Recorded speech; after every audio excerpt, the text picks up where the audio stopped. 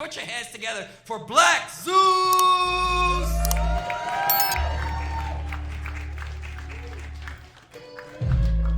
What's going on, everybody? Are you guys doing all right? Bless. Excellent. I'm hungry as shit. And it's not because I'm Ethiopian. I am Ethiopian, but that's not why I'm hungry. Who's laughing? Fuck you.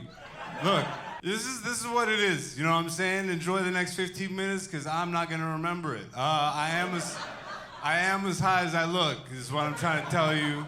You know what I mean? You can't judge, though, because you voted for this. Cook it up, hen dog.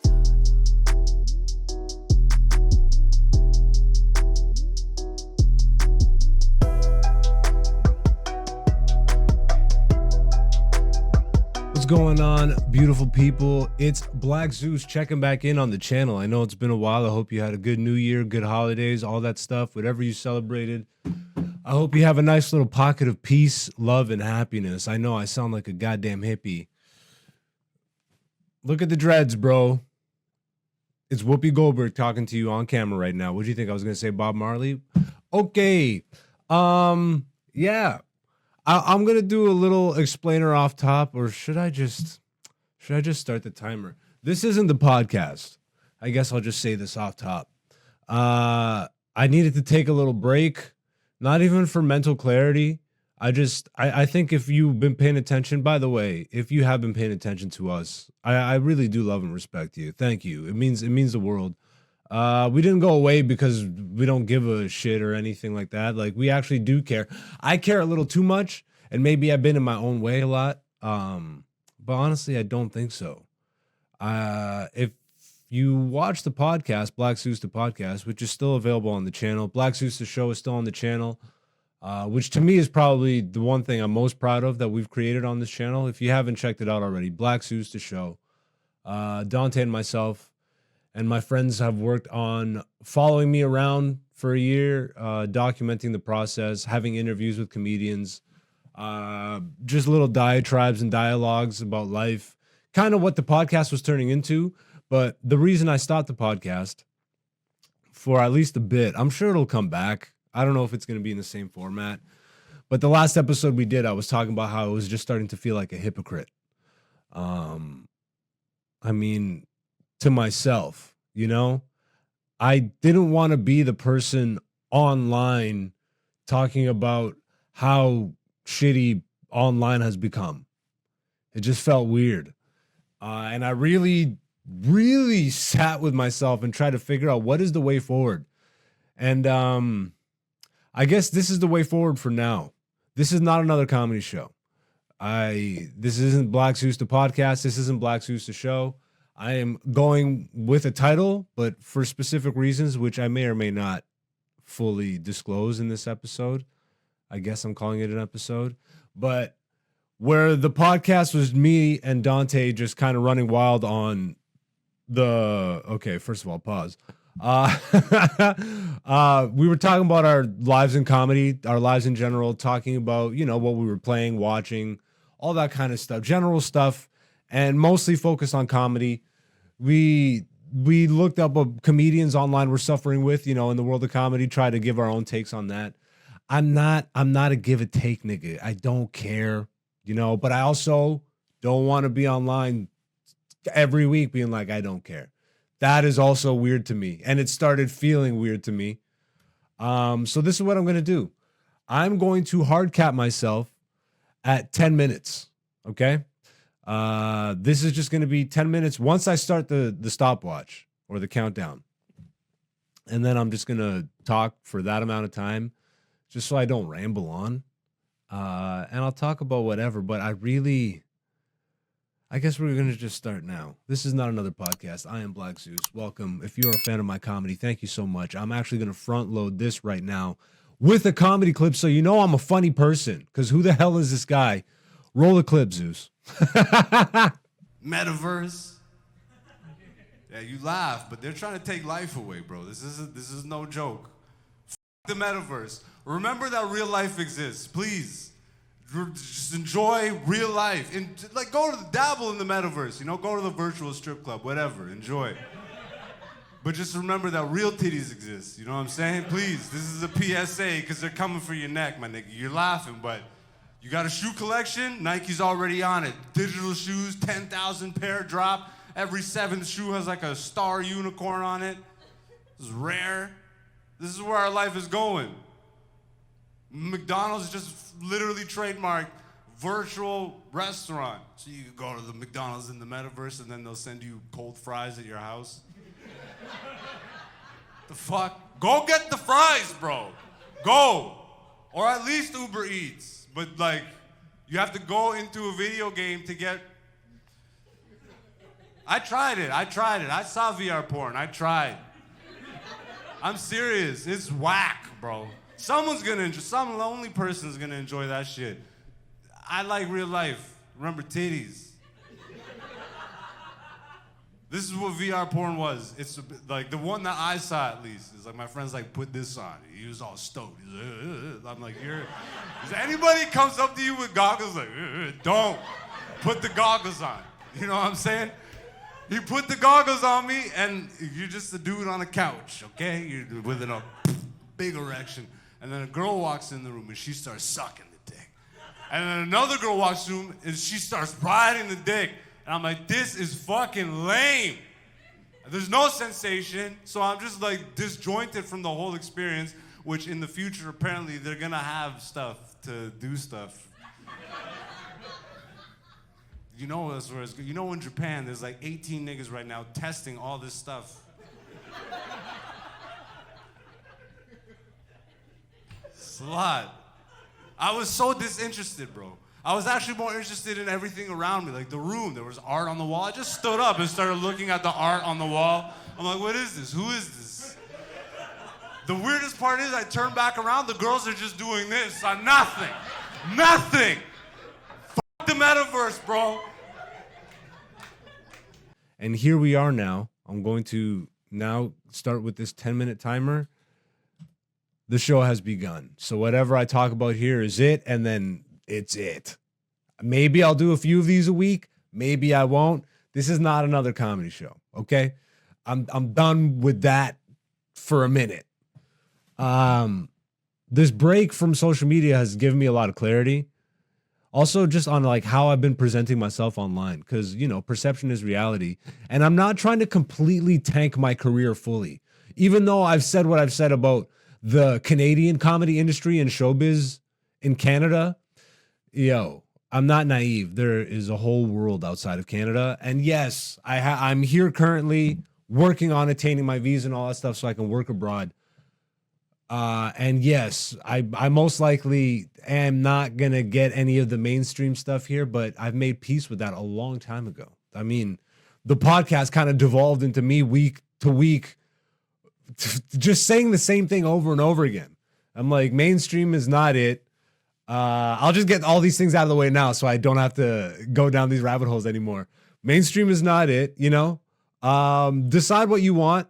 I mean, it's not the worst thing if that's what you want, you know, but I don't know. I felt like I was operating outside of myself when I tried to go for certain mainstream things. And just watching everything get co-opted is so weird, you know? Maybe I'll play this clip in a second because I've been asking every audience for the past few months at my comedy shows what they think of social media. First, I start off with everybody's on social media, yeah, which everybody always is. And then I say, how do you feel about social media? Or do you like being on social media? And I swear to you, every time, nobody's with it. I'll roll the clip, Zeus. Let me ask the audience a question right now. Everybody's on social media, yeah? Yeah. Yath queen. You gay? Me? Yeah, change your voice, bro. Oh, yeah. Yeah. You're the coke dude? Are you a coke guy? No. Yes. No. You're a piece of shit. That guy's a narc and a half. Get him out of the friend group quick, bro. You threw him out. That was great. That's great white dude energy right there. He said, yeah, he's out of the group, bro. F this guy. They just go with whatever. How many people actually enjoy social media? She just got depressed. Yeah, see, everybody's on it, but nobody enjoys it. But we can't stop. I'm not better than you, by the way. I can't stop scrolling, but I want to myself. This is the worst. So what are we going to do about this? Just suicide pact at the end of the night? The door guy's going to hand you a pill on the way out if you want to rid yourself of this stupid bullshit. That's so stupid. But yeah, like that exact experience of what happened. I think that was the corner clip I played there. I don't know because I'm going to decide in post which one I pick, but I'm pretty sure that was at the corner. Every crowd, everybody's on social media, yeah? Who here enjoys it? Nobody. I don't feel like contributing to that just for the sake of a comedy career is worth it to my soul, you know, because I tried all last year.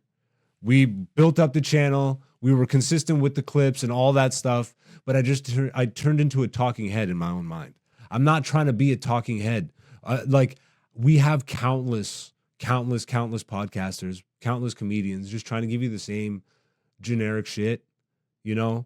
And I'm just not with that. And even though there's a lot of money, if you continue to pursue those routes at a higher level, memeing isn't it for me. Just the constant feed of sketches isn't it for me. Comedy is it for me. And when I started comedy, you know, there were multiple paths to money. And those avenues in all forms of art are drying up. That's why you see more people being like, F it, I'm going to be a social media personality. And that's how I'll sell my comedy tickets and all that stuff, right? But I couldn't do it. It felt like I was betraying myself just for the sake of. But in doing the pursuit of social media last year, I didn't produce a single comedy show, which is unlike me. In my 15 years, I have produced comedy shows every year. So I'm getting back to that.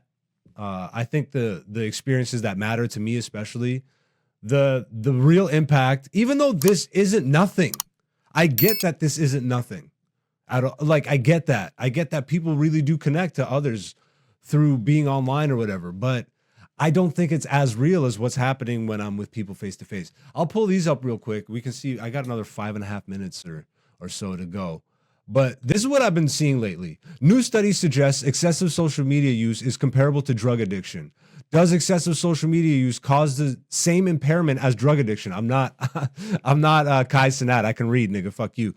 In today's society, the amount of time that people spend on social media is consistently increasing. In fact, the average user now spends approximately 136 minutes, over 2 hours on social media or social network sites each and every day. According to a new study published in the Journal of Behavior Addictions, not only does time spent on social media platforms waste countless hours of the day, excessive use is also starting to affect people's decision-making abilities and make them more likely engage in risky behaviors. Here's another one.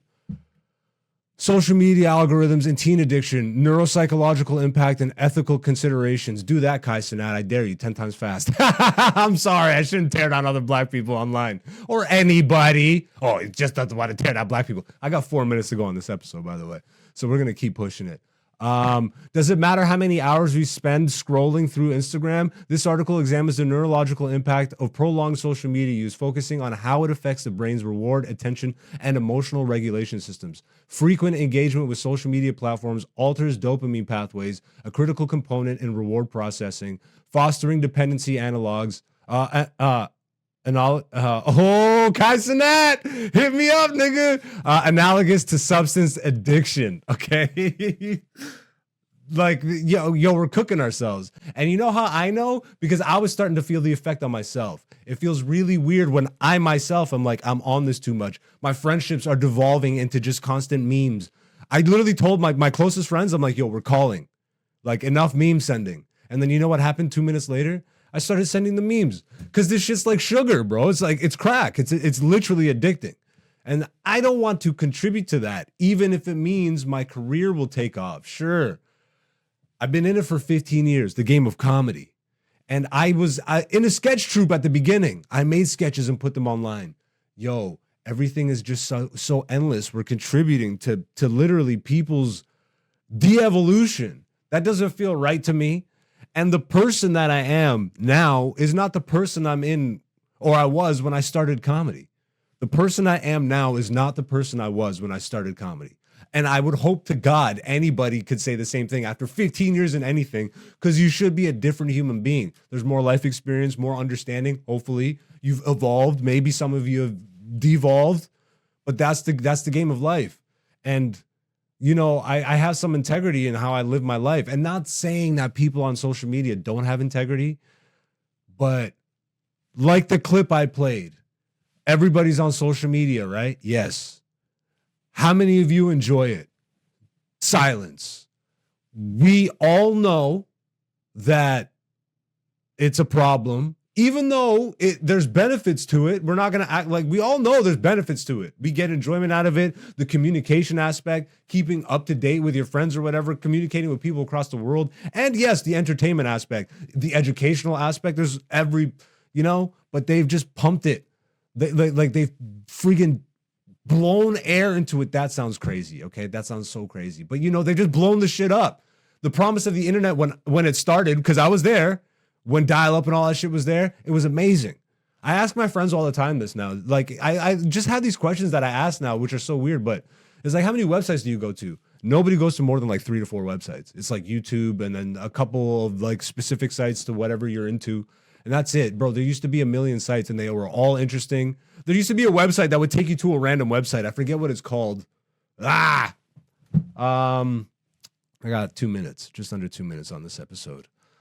But yeah, I got to give a big shout out to Gen Z, because this is what I've also been seeing, this modern trend. The latest millennial staple to become uncool, being online. A string of viral social media posts, ironically online, have made one thing clear. Spending heaps of time on the internet, once the great escape of a generation, is no longer cool. Oxford University Press hinted at a shift when it named brain rot its 2024 word of the year. Anyways, I only have so much time. But what this is boiling down to is Gen Z is literally logging off. Gen Z wants off the grid. Half say ditch the internet. They have seen what the generations before them are turning into. And they're smart enough, even though everybody said, hey, those are the kids during COVID that had school shut down on them. And everybody's like, they can't read or anything. Well, guess what? They're smarter than us. They're logging off. They're going back and spending time in the real world, talking to people face to face. Like, that to me is what I want to be a part of. That to me is what I want to contribute to. So even though, yes, I'm back on the channel, I'm not going to give up on my career. That doesn't make sense. That doesn't make any sense whatsoever. But I'm going to try and be mindful of what I put out. I don't want to do an hour and a half podcast where it kind of just devolves into us talking about the video games and the whatever. I would rather have more concise, meaningful conversations or pieces like this, which I might actually do more consistently than just once a week. And I'm going back to live shows. I'm 100% committing to that. I'm going to let this time run out. And then what I say after this doesn't count towards the episode, but I'm still going to put it in there because I just want to use that timer to kind of constrain myself. How about that? I want to be mindful of what I put out. Is that so weird? I would hope that going forward, more and more people understand that it's not weird. Oh, that's it. That's the first episode or release of Not Another Comedy Show. I am a comedian. I put the clips in here so I am funny, yo. Come to a live show. And if you're not around me to support me directly, go support live comedy wherever you are, because I promise you the next Dave Chappelle, the next King of Comedy, the next Jim Carrey, the next Andy Kaufman, the next Richard Pryor, the next George Carlin, the next Red Fox, the next Dick Gregory, all these people are in your neighborhood coming up right now. The next, your favorite right now, there's a next one coming up. And you could be supporting them on their come up. How amazing is that? Go support live art. Go to a museum. Go read a book, nigga. Because this shit is getting super weird and very lame. And shout outs to Gen Z for recognizing that before the rest of us have caught on. I've been on this wave. I'm going to try and be less of like, get off my lawn about things and more positive about things. And before I end this, I got this to announce. So given what I just said on Not Another Comedy Show, I would like to announce Not Another Comedy Show, an actual live comedy show, kind of. I ran this show in the past with a friend of mine. It's a concept I created called Chop Cheese Comedy. And the whole idea was to actually have more engagement with the audience and the comedians, have a dialogue or a forum. And so I've retooled that show and I'm bringing it back in this format called Not Another Comedy Show. We will be running the first event out of the Greenhouse Bodega, 684 College Street in Toronto, Ontario, Sunday, February 15th. Early bird tickets are going to be $20. Advanced tickets are going to be $25. Tickets at the door are going to be $30. Support live art. If it is too pricey for you, hit me up and we can figure something out. But I am trying to pay the comics, pay the artists, and pay myself something respectable while also doing something respectable. Like, you're going to get the dopest comedy. Don't even worry about that. But I'm incorporating all the arts because all my friends are artists. And all the people I admire are artists, but I don't mean people that are trying to focus on making memes or releasing something every 30 seconds to contribute to your brain rot. No, people that are like in the streets, like doing something active. And I'm not knocking it. You know, if you do that shit, there's a lot of positive that does come from that. But we have to at some point admit that we're contributing to something a little dicey. And I think it's okay to have the conversations. These are the things that I want to have conversations about. You know, I tell the jokes, and then like you saw earlier, I asked the audience, how do you feel about this? And to me, that is where I want to go in the future. So the tagline for the show, or there's a couple here, but where community meets comedy, or where comedy and community meet. I butchered that even though I created this. Where comedy and community meet. So we will have live comedians, live musicians, live artists of all formats. And at a certain point during the show, we'll flip it into a forum with the audience. That's what we're creating. The first one will be Sunday, February 15th at 7 p.m. at the Greenhouse Bodega in Toronto, Ontario. And doing something a little more special, challenging myself this year. We're going to be doing Not Another Comedy Show live. We will be doing recordings out of Center for the Talking Arts in Hamilton, Ontario. The first one will be taking place Sunday, March 1st at 7 p.m. Same deal, $20 early bird tickets, $25 advance, $30 at the door. Again, if it's too expensive for you, hit me up and we can figure something out, because the whole point is to have community with us. But I hope you understand, pricing-wise too, you are going to be guaranteed the most amazing show. I've been doing comedy for 15 years. All my friends have been doing the same. And I'm plugged in with all the funny. We got that figured out. But I'm also plugged in with all other facets of art and community. That's what I want to contribute to. I want to build and foster a beautiful community that is, you know, I'm not going to say the typical cheesy thing that, you know, your friggin' social media guys will building a community of like-minded people. Well, as soon as you hear that, as soon as you hear like-minded people, you're about to be given a promo code for BetterHelp or some shit. It's a shill job. So, Not Another Comedy Show, not going to be live to air, but we will eventually work to that. We are going to record these live and then put them up on the channel for you guys to enjoy. Building this community up, building this show up is really important to me this year and going forward. Because I wanna take this abroad. I wanna expand the community worldwide. Like, humor is like music, you know? Even though there's more of a language barrier than there is with music, because you're playing instruments or singing. If you are tapped into humor, and I don't mean just stand-up. Like, someone to me that's a huge example would be Conan O'Brien. This guy goes around the world, and it doesn't matter if he speaks the language, they all speak funny. And through that, I think we can start having like meaningful dialogues, meaningful experiences, something that you'll be proud to be a part of. That's what I want to create.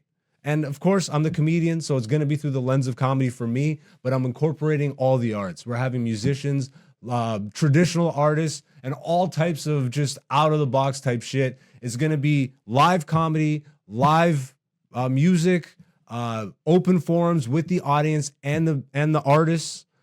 Interviews, games, all that stuff. We're going to do something really special. And I want you to be a part of it. So once again, if you can, Sunday, February 15th, Toronto, Ontario at the Greenhouse Bodega. And Sunday, March 1st, Center for Talking Arts, Hamilton, Ontario. Not another comedy show and not another comedy show live. Community focused. This is where community, I keep botching it. This is where community and comedy meet. And the tagline for this is life's fun. Let's laugh and talk about it.